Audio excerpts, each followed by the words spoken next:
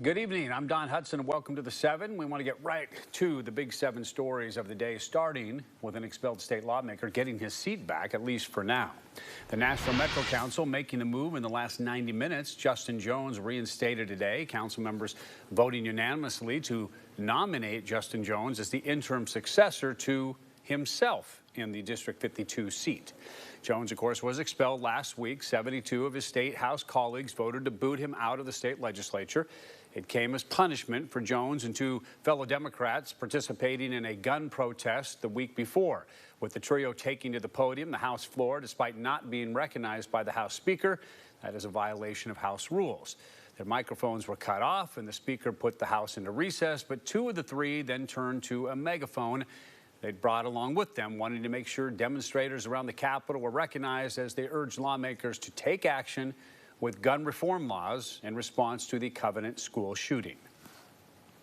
I think, I hope, I believe, and I pray that today marks a step toward real democracy in this stage. I hope that we send a clear message to my colleagues or my former or soon-to-be colleagues in the legislature that we will not allow these attacks on our democracy to happen in the comfort of silence. You know, Jones speaking to protesters before he headed inside the courthouse for the vote. As for council, they've been talking about this rapid reinstatement really since the expulsion last Thursday night. I think we all agree that there was a breach of decorum, that tensions are high right now over a very difficult issue. But I do think that it was an egregious action to attempt to remove 3 legislators from their seats. We need to put them back. We need to have substantive and constructive conversations about what our neighbors and constituents are asking of us when it comes to school security to protect children. And we need to get back to that work. And Justin are important voices. They represent a lot of people. And so whether you agree or disagree on the way forward, their voice is really important. Council members like Jeff Syracuse say they're eager to move forward with the focus shifting back on what really got us here to begin with, gun violence. He says there is an opportunity in the coming weeks with what they describe as bipartisan, common sense gun safety measures on the table in Tennessee. Now that leads us to our next Big 7 story. More and more of a national spotlight on this. Justin Jones, Justin Pearson, Knoxville State Representative Gloria Johnson have been the focus of the media spotlight since this happened, right? The trend continuing this morning as the Tennessee 3, as they're now dubbed, were featured on Good Morning America and ABC's This Week. I do hope to continue to serve District 86 in the reappointment, and if there is a special election, I would definitely run in that special election because our voters have been disenfranchised. Shelby County Commissioners are going to meet on Wednesday, when they could also reinstate Pearson. Meanwhile, Gloria Johnson, the white female member of the group, kept her seat by just 1 vote. And over the weekend, Republicans pushed back against the accusations of racism.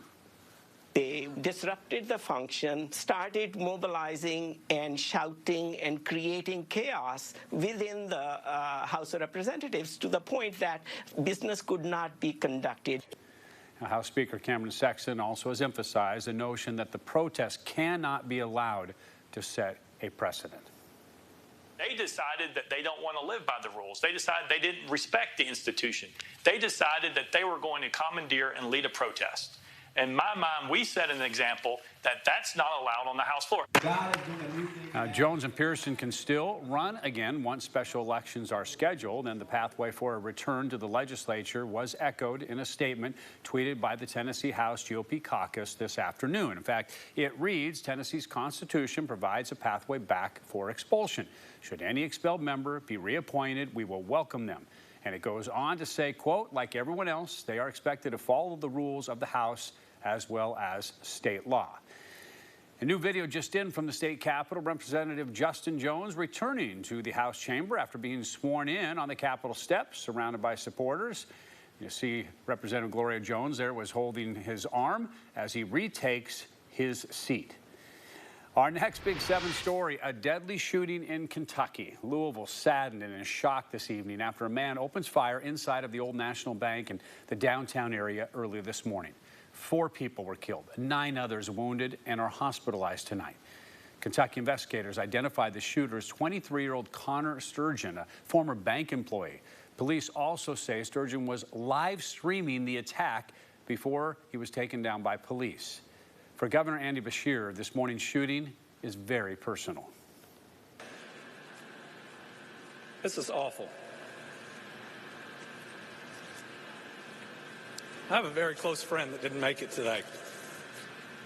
And I have another close friend who didn't either, and one who's at the hospital that I hope is going to make it through. So when we talk about praying, I hope people will. 2 Metro police officers are among the injured. One, by the way, is in critical condition.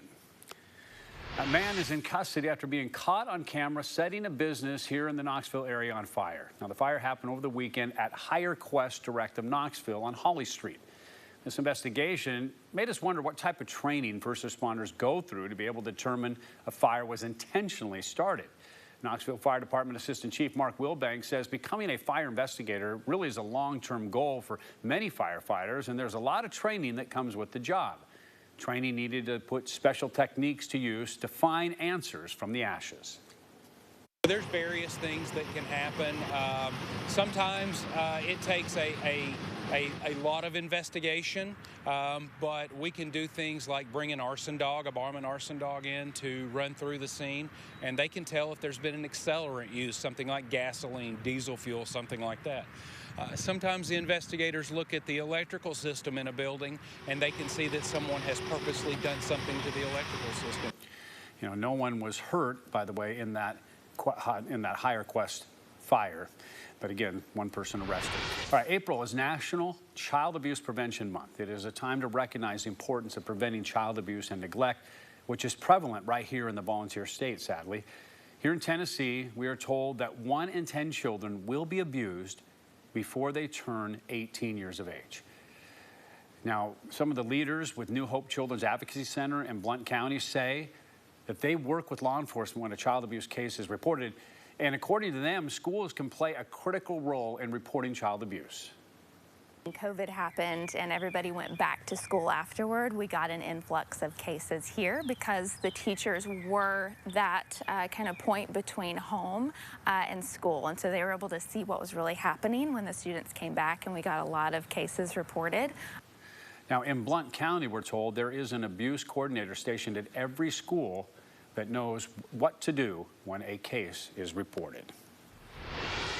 The city of Knoxville is making some major upgrades to Augusta Quarry at Fort Dickerson Park. Now, the swimming area, less than 2 miles from downtown, so a popular place. Last month, work began to install electric, water, sanitary sewer utilities there around the quarry. Now, that's the first step toward their goal to build restrooms, some changing rooms, also put up a vendor pavilion for guests. There will even be expanded overlook on the western side of the quarry, a new floating beach and swim platforms, and an improved walkways. It's a huge project, obviously, to transform that swimming area that was once off limits to the public altogether into a safe and accessible summer hangout spot. The only downside here is the popular place is going to be closed for the entire summer season, the 2023 season, while crews finish the construction. Yeah, and then they'll get everything done in the summer of 2024. Well, as long as the weather cooperates, right? Yeah, hopefully it'll be worth the wait, Don. Yeah.